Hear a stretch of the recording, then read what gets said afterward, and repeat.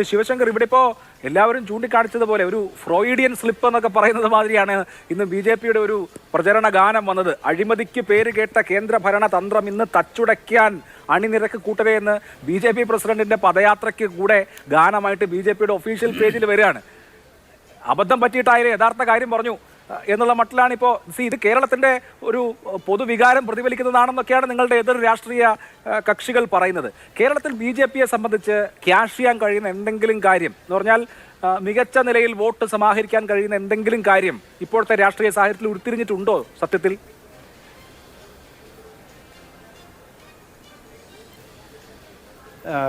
ഞാൻ അഭിലാഷ് ഉന്നയിച്ച കാര്യത്തിന് ഉത്തരം പറയാട്ടോ.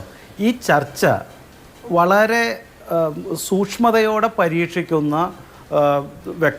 കാണികൾക്ക് അല്ലെങ്കിൽ ഈ ന്യൂസ് വാച്ചേഴ്സിന് ഒരു കാര്യം, 2-3 കാര്യങ്ങൾ കൃത്യമായിട്ട് മനസ്സിലാവും. ഞാൻ അതിൽ നിന്ന് മനസ്സിലാക്കിയ കാര്യം ഞാൻ പറയാം.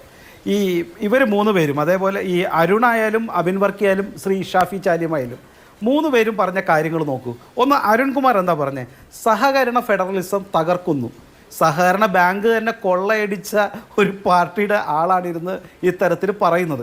എനിക്ക് അതിൽ കുഴപ്പമില്ല, അതൊക്കെ അവരുടെ താല്പര്യമാണ്, കഴിവാണ്, ചെയ്യട്ടെ. അതിന് ജനങ്ങൾ തീർച്ചയായിട്ടും ഉത്തരം നൽകുന്നുണ്ട്.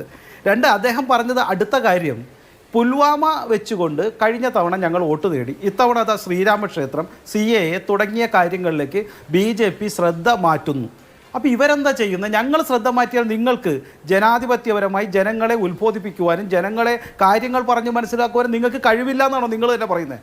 അരുൺ പറയുന്നത്, അരുണിൻ്റെ കേന്ദ്ര നേതാക്കൾക്ക് ജനങ്ങളുടെ പിന്തുണയില്ല, നേതാക്കൾ പറഞ്ഞാൽ പത്രങ്ങളോ ദൃശ്യമാധ്യമങ്ങളോ കേൾക്കില്ല, നിങ്ങൾക്ക് ജനങ്ങളെ ബോധവൽക്കരിക്കുവാനോ ജനങ്ങളുടെ മുന്നിൽ ചർച്ച നടത്തുവാനോ കഴിവുള്ള നേതാക്കളില്ല എന്നല്ലേ മറ്റൊരു തരത്തിൽ പറയുന്നത്. അതല്ലെങ്കിൽ നിങ്ങൾ പറയുന്നത് ജനങ്ങൾ കേൾക്കുന്നില്ല, നിങ്ങൾക്ക് ജനപിന്തുണയില്ല. ഇതാണല്ലോ രണ്ടാമത്തെ ഒരു ഉത്തരം അതിനുള്ളത്. അദ്ദേഹം തന്നെ അത് സമ്മതിക്കുന്നു, ഞങ്ങൾക്ക് കഴിവില്ല, അത് കാരണം അവർ രാമക്ഷേത്രം മേടിക്കുന്നു, അദ്ദേഹം സമ്മതിച്ചു, സന്തോഷം. അപ്പോൾ സ്വന്തം കഴിവില്ലായ്മ പറഞ്ഞതാണ്. ഞാൻ അദ്ദേഹത്തെ, കാരണം അദ്ദേഹം ഇടയ്ക്കിടയ്ക്ക് സത്യം പറയും. 2, അബിൻ പറഞ്ഞതാണ് അതിലും വിചിത്രം, ഞങ്ങളുടെ നേതാക്കളെ മാത്രമാണ് സസ്പെൻഡ് ചെയ്യുന്നതെന്ന്. അത് ഇവിടെയുള്ളൂ, ഇവിടെ നിന്നല്ലേ ജയിച്ചു പോയിട്ടുള്ളൂ, പിന്നെ ഇവിടെ നിന്നല്ലാണ്ട് വേറെ എവിടെ നിന്ന് സസ്പെൻഡ് ചെയ്യാൻ പറ്റും? കീഴുള്ള 44-90% നിങ്ങളുടെ കേരളത്തിൽ നിന്ന് ജയിച്ച MP-മാരാണ്. പ്രതാപനെയൊക്കെ സസ്പെൻഡ് ചെയ്ത് എന്തിനാണെന്ന് ഞാൻ പറയണ്ട, അദ്ദേഹത്തിൻ്റെ പ്രസംഗം കേട്ടാൽ ഡിസ്മിസ് ചെയ്യണമായിരുന്നു. അങ്ങനത്തെ പ്രസംഗങ്ങളാണ് ചെയ്യുന്നത്. ബ്രിട്ടാസ് വരെ ചിരിച്ചുപോയി ആ പ്രസംഗം കേട്ടിട്ട്, ഞാൻ ന്യൂസ് ചാനലിരുന്നുകൊണ്ട്. അപ്പോൾ ഇത്തരത്തിലുള്ള കാര്യങ്ങളാണ് അവിടെ നടക്കുന്നത്. എന്നിട്ട് പറയുകയാണ്, ഒരു എബിൻ പറഞ്ഞാണ്, ഈ ഒരു കാരണവശാലും ഞങ്ങൾക്ക് ഈ പറയുന്ന ഒരു ഭരണം കിട്ടില്ല എന്ന് പറയാൻ കാരണം, വലിയ സംസ്ഥാനങ്ങളിൽ മുഴുവൻ BJP-ക്ക് വേണ്ടത്ര കിട്ടിക്കഴിഞ്ഞു, ഇനി അവിടെ നിന്ന് കൂടുതലൊന്നും കിട്ടില്ല. അബിൻ്റെ വാദമുഖം അതായിരുന്നല്ലോ. അപ്പോൾ അബിൻ തന്നെ പറയുന്നത് അവിടെ കുറയില്ല എന്ന്, കൂടുതൽ കിട്ടില്ല എന്ന് അദ്ദേഹം പറയുന്നുള്ളൂ. UP-യിലായാലും രാജസ്ഥാനിലായാലും മധ്യപ്രദേശിലായാലും ഛത്തീസ്ഗഡിലായാലും BJP-ക്ക് ഇനി ഒരൊറ്റ സീറ്റ് കൂടുതൽ കിട്ടില്ല എന്ന് അദ്ദേഹം ശപിച്ച പോലെ പറയുമ്പോഴും കുറയുന്ന അദ്ദേഹത്തിന് പോലും വിശ്വാസമില്ല. അപ്പോൾ ഞങ്ങൾക്ക് ഭരണം ഈ 370 കിട്ടുമോ 340 കിട്ടുമോ 355 കിട്ടുമോ എന്നൊക്കെ ചർച്ചയുള്ളൂ. അതിൽ 370 കുറയില്ല, എന്തായാലും ഭരണം കിട്ടില്ല സംസ്ഥാനത്തെ ഈ പറയുന്ന ഇവിടെ നിന്ന് ആര് ജയിച്ചാലും. അതിന് അരുൺകുമാറും മറ്റൊരു കാര്യം പറഞ്ഞു, 2019 ഇവിടെ പ്രധാനമന്ത്രിയായി വന്നിരുന്ന ആള് വയനാട്ടിൽ മത്സരിച്ചപ്പോൾ ഞങ്ങളുടെ വോട്ട് പോയി, ഇത്തവണ അങ്ങനെയല്ല, അതായത് ഇത്തവണ എന്ത് മത്സരിച്ചാലും അയാൾ പ്രധാനമന്ത്രിയാകാൻ പോണില്ല എന്ന് അത് ഇന്ത്യ മുന്നണിയുടെ ഒരു നേതാവ് പറഞ്ഞു കഴിഞ്ഞു. ഇതെല്ലാം സൂചിപ്പിക്കുന്നത് BJP-ക്ക് കേന്ദ്രഭരണം ഉറപ്പാണ്, ഇവിടെ കിടന്ന് ഈ പറയുന്ന തമ്മിത്തല്ല് തല്ലേയുള്ളൂ. അതിന് ഷാഫി ചാലിയൻ കൃത്യമായിട്ട് പറയുകയും ചെയ്തു, ഞങ്ങളുടെ വോട്ട് കൊണ്ടാണ് തമിഴ്നാട്ടിലൊക്കെ ജയിച്ചതെന്ന്. അപ്പോൾ ഇവരുടെ തന്നെ ചർച്ച മനസ്സിലാക്കാം, ഈ കാര്യങ്ങൾ കൊണ്ട് ഇവർക്ക് യാതൊരു പ്രതീക്ഷയില്ല, ഇവിടെ കിടന്ന് തമ്മിത്തല്ല് മാത്രമാണ് എന്ന് മനസ്സിലാക്കാം. ഇതിന് CPM നേരത്തെ ഞാൻ സൂചിപ്പിച്ച പോലെ CPM പറയുകയാണ്, ഇടതുപക്ഷം ഇല്ലാത്ത ഇന്ത്യ. നിങ്ങൾ ഇവിടുന്ന് ഹോൾസെയിൽ നടത്താനല്ലേ കൊണ്ടുപോകണേ? നിങ്ങൾക്ക് ഇവിടെ മുഖ്യമന്ത്രിയെ കിട്ടും. അവിടെ ACC-യുടെ ഓഫീസ് തുറക്കുന്നതും അടയ്ക്കുന്നതും ആരാണെന്ന് നമുക്കറിയാം. അവിടെ ACC-യുടെ ഓഫീസ് തുറക്കാനാണ് AKG സെൻറ്ററിൽ നിന്ന് കീയും കൊണ്ടുപോകുന്നത്. അപ്പോൾ സംസ്ഥാനത്ത് ഇത്തരത്തിലുള്ള തമ്മിത്തല്ലുണ്ടെങ്കിൽ പോലും ഈ ഇന്ത്യ മുന്നണി അല്ലെങ്കിൽ ഒരു രാഹുൽ ഗാന്ധിയെ പ്രധാനമന്ത്രിയാക്കാൻ നിങ്ങളുടെ നേതാക്കൾ രാജ്യം മുഴുവൻ ഓടി നടക്കുകയും അവിടെയെല്ലാം ഈ കൊടിയും പിടിച്ചുകൊണ്ട് നടക്കുന്നത് കേരളത്തിലെ ജനങ്ങൾക്ക് മനസ്സിലാവുന്നില്ലേ? എന്നിട്ട് ഇവിടെ കിടന്ന് ഈ ഹോൾസെയിലിൽ നിങ്ങൾ ഇവിടെ നീ 20 പേരെ ജയിപ്പിച്ചു എന്ന് വിചാരിക്കും, നിങ്ങൾ അവിടെ പോയിട്ട് ആർക്കാ വോട്ട് ചെയ്യാൻ പോകുന്നത്? അപ്പോൾ നിങ്ങൾ ഹോൾസെയിൽ കച്ചവടം നടത്താൻ ഉദ്ദേശിക്കുകയാണ്. അതിൽ നിന്ന് എത്ര രൂപ കിട്ടും? നിങ്ങൾ ഒരു പക്ഷേ ഭരണത്തിൽ കൂടില്ലായിരിക്കാം, എത്ര രൂപ കിട്ടുന്നല്ലേ ആലോചിക്കണേ? എന്നിട്ട് ഇവിടെ കിടന്ന് ജനങ്ങളെ പറ്റിക്കുകയാണ്. ജനങ്ങളെ എത്ര തവണ നിങ്ങൾക്ക് പറ്റിക്കാൻ സാധിക്കും? ഒരു സംശയവുമില്ല. ഞാൻ ഈ അഭിലാഷ് ചോദിച്ച ഉത്തരത്തിനോട് പറയാം. ഒരു വലിയ പൊളിറ്റിക്കൽ ചോദ്യമായിട്ടാണല്ലോ ഞങ്ങൾക്കൊരു തെറ്റുപറ്റിയെന്ന് പറയണേ.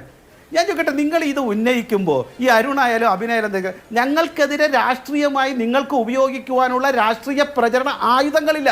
ഞങ്ങളുടെ ഒരു IT സെല്ല് പ്രവർത്തകർ പറ്റിയ തെറ്റോ അതല്ലെങ്കിൽ അത് മീഡിയയിൽ കാണിച്ച തെറ്റോ വെച്ചുകൊണ്ട് നിങ്ങളതിനെ ആയുധമാക്കി എടുക്കുമെന്ന് വെച്ചാൽ നിങ്ങളുടെ കഴിവുകേട് തന്നെയല്ലേ?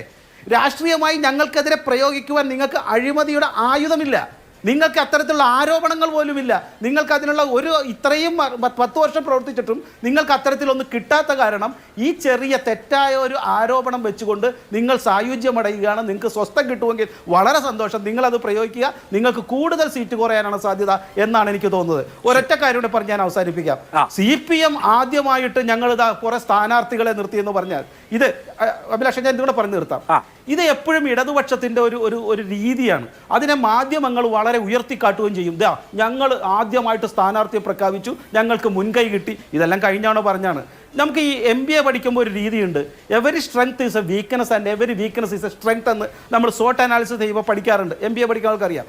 നിങ്ങൾ ഈ CPM-ന് അല്ലെങ്കിൽ LDF-ന് ഗുണമെന്ന് വെച്ചാൽ they are too small, they can decide in Kerala. അപ്പോൾ അതുകൊണ്ട് ആദ്യം അവർക്ക് ഇവിടെ നിശ്ചയിക്കാൻ പ്രഖ്യാപിക്കാം. കോൺഗ്രസിനോ BJP-ക്കോ അത് പറ്റില്ല. Nationally we have to decide. അത് ദേശീയ പാർട്ടിയാണ്. അത്തരത്തിലുള്ള കുഴപ്പങ്ങളുണ്ട്. അതുകൊണ്ട് ഞങ്ങൾക്ക് ഗുണവുമുണ്ട് ദോഷവുമുണ്ട്. അതുകൊണ്ട് ഞങ്ങൾ മുമ്പിൽ പ്രഖ്യാപിച്ചു എന്നുള്ളത് കൊണ്ട് മുഴുവൻ സ്ഥാനാർത്ഥികളും ജയിക്കണം എന്നില്ല. കഴിഞ്ഞ പല തെരഞ്ഞെടുപ്പിലും ഇവർ മുന്നിൽ പ്രഖ്യാപിച്ചിരുന്നു. എല്ലാവരും തോറ്റ ചരിത്രവുമുണ്ട്. അതുകൊണ്ട് ഇത് മാത്രമാണ് നേട്ടം എന്നുള്ളതില്ല. ജനങ്ങൾക്ക് കൃത്യമായിട്ടറിയാം ഈ കേരളത്തിലെ തിരഞ്ഞെടുപ്പിൽ, ഈ കേരളത്തിൻ്റെ എല്ലാ രാഷ്ട്രീയമായ അല്ലെങ്കിൽ ഈ സംസ്ഥാന തിരഞ്ഞെടുപ്പിലുള്ള എല്ലാ കുഴപ്പങ്ങളും ഈ LDF-നെ ബാധിക്കുന്നുള്ളതിൽ യാതൊരു തർക്കവുമില്ല. ശരി.